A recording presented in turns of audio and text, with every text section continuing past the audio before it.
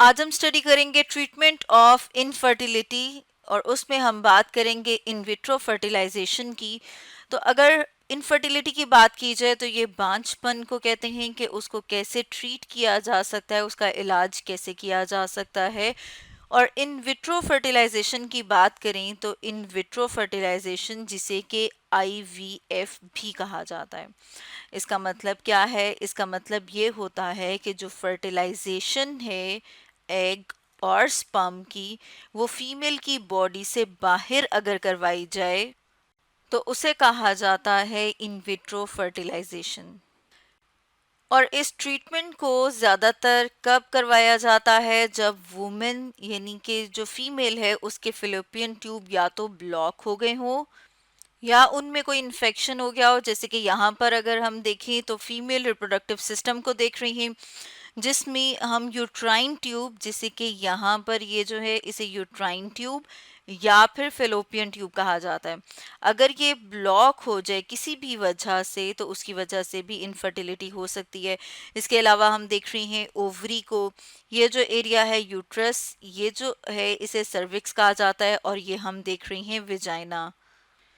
IVF treatment तब भी किया जाता है या किया जा सकता है जब मेल जो है उसमें हम देखते हैं कि जो स्पर्म जितने प्रोड्यूस होने चाहिए उतने प्रोड्यूस ना हो, बल्कि बहुत कम स्पर्म प्रोड्यूस हो, तो तब भी उस चीज़ को ट्रीट करने के लिए इन आईवीएफ जो है उसके ज़रिए से फर्टिलाइजेशन करवाई जाती है। इस ट्रीटमेंट को समझने के लिए या हम ये कहेंगे इन विट्रो फर्टिलाइजेशन को समझने के लिए हम अपने सामने एक डायग्राम भी ले आए हैं। इस डायग्राम में हम डिफरेंट स्टेप्स को देख रहे हैं और हम देखते हैं कि इस मेथड को कॉमनली जो है वो टेस्ट ट्यूब बेबी टेक्निक भी कहा जाता है। और अगर हम इन स्टेप्स को वन बाय देखें, सबसे पहले क्या किया जाता है, ओवरीज जो हैं उनको स्टिमुलेट किया जाता है ताकि वो ज़्यादा एग जो हैं वो प्रोड्यूस करें। सेकेंड स्टेप में हम देख रहे हैं कि उन एग्स को ओवरी से हासिल किया जाता है। ठीक है, उसके बाद हम देखते हैं कि इसी तरह मेल से स्पर्म को लिया जाता है, उनका फर्टिलाइजेशन की जाती है, और फिर उसके बाद फर्टिलाइजेशन के बाद जो बनता है एक सेल, उसे जाइगोट कहा जाता है। जब उसमें डिवीजन स्टार्ट हो जाती है तो उसे फिर हम एम्ब्रियो कहते हैं। एम्ब्रियो को जो है वो कल्चर किया जाता है और कल्चर करने के बाद एक्सेस एम्ब्रियो जो उनको फ्रीज कर लेते हैं, और एक या दो एम्ब्रियो जो होते हैं उन्हें फीमेल बॉडी में दोबारा से ट्रांसफ़र कर दिया जाता है। और कुछ दिन के बाद फिर अगर उस फीमेल का एक ब्लड टेस्ट जिसे कि बीटा एचसीजी कहा जाता है वो किया जाए तो वो पॉजिटिव आता है, यानी कि प्रेगनेंसी जो है वो कंफर्म हो जाती है। अब जैसे कि हम यहाँ पर लेंगे इस टेक्निक में एक या एक से ज़्यादा जो है एग उसको फर्टिलाइज करते हैं बॉडी से बाहर, ताकि इस चीज़ को कंफर्म किया जाए कि एम्ब्रियो जो है वो डेवलप कर रहा है, और फिर उस एम्ब्रियो को फीमेल बॉडी में इम्प्लांट किया जाए। अब इस प्रोसीजर को हम थोड़ा सा डिटेल में डिस्कस करेंगे और हम देखेंगे, जैसे हमने पहले बात की थी कि जो ओवरी है उसको स्टिमुलेट किया जाता है, तो हम देखते हैं कि स्टिमुलेट करने के लिए क्या दी जाती है, ड्रग्स दी जाती हैं, कोई मेडिसिन दी जाती है, और उस मेडिसिन के अंदर एफएसएच यानी कि फॉलिकल स्टिमुलेटिंग हार्मोन जो है वो दिया जाता है। अब फॉलिकल स्टिमुलेटिंग हार्मोन जो है वो फॉलिकल्स को स्टिमुलेट कर देता है, यहाँ पर हम इसको यूं लिख सकते हैं, ताकि ज़्यादा से ज़्यादा जो एग्स हैं वो प्रोड्यूस हो सकें।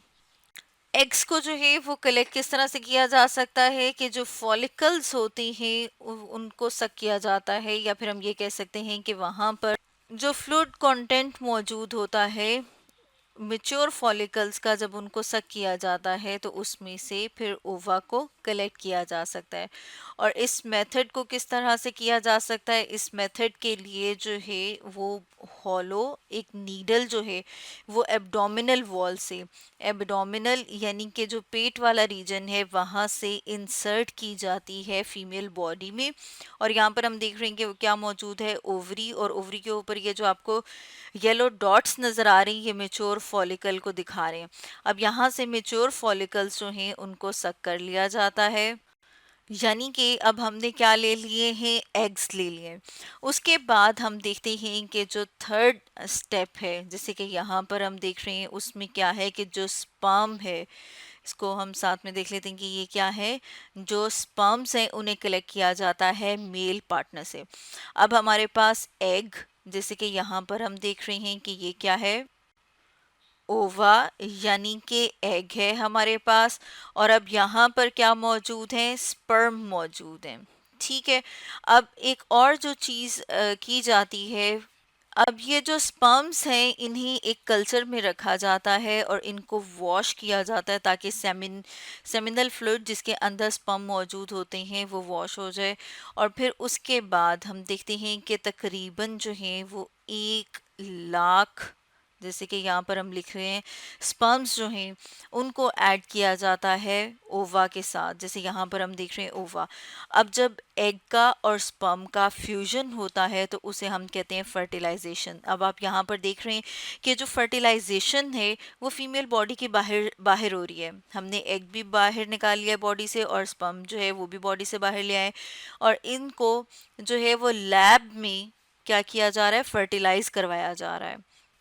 फर्टिलाइज करवाने के बाद जो एग है उसे ग्रो कराया जाता है तकरीबन जो है वो 2 डेज के लिए, और ताकि अब वो जाइगोट स्टेज से निकल के किस वाली स्टेज में आ जाए, एम्ब्रियो। एम्ब्रियो स्टेज जिसमें हम कहेंगे कि वो 2 से 8 सेल स्टेज तक जब वो होता है तो फिर उसको माइक्रोस्कोप में एग्जामिन करने के बाद उसे दोबारा से फीमेल बॉडी की यूट्रस में इंसर्ट किया जाता है। और यूट्रस में इंसर्ट इसे किस तरह से किया जाता है, अगर आप यहाँ पर गौर से देखें तो आपको एक नीडल नज़र आ रही है। नीडल जो है उससे यूं सर्विक्स तक लेकर जाते हैं, और फिर आगे हम देखते हैं कि इसके बाद जो रीजन है वो कौन सा वाला है, वो यूट्रस है। यूट्रस में एम्ब्रियो को इम्प्लांट करने के बाद हम देखते हैं कि जो फीमेल होती है उसको ट्रीट किया जाता है और एक्सटर्नल प्रोजेस्ट्रॉन जो है वो दी जाती है ताकि वहाँ पर फेवरेबल इन्वायरमेंट हो और जो एम्ब्रियो है वो अच्छे से यूट्रस में इम्प्लांट हो जाए। और जिसको फिर हम कहेंगे, जैसे हमने ऊपर बात की थी कि बीटा HCG से कंफर्म किया जाता है प्रेगनेंसी को कि ये जो एम्ब्रियो है वो यहाँ पर इम्प्लांट हो गया है और फर्दर जो डेवलपमेंट है वो स्टार्ट हो गई है। तो ये जो प्रोसीजर है इसे कहा जाता है इन विट्रो फर्टिलाइजेशन, जो कि इस्तेमाल किया जाता है इनफर्टिलिटी को ट्रीट करने के लिए। तो स्टूडेंट्स, आज हमने डिस्कस किया treatment of infertility in vitro fertilisation के बारे में।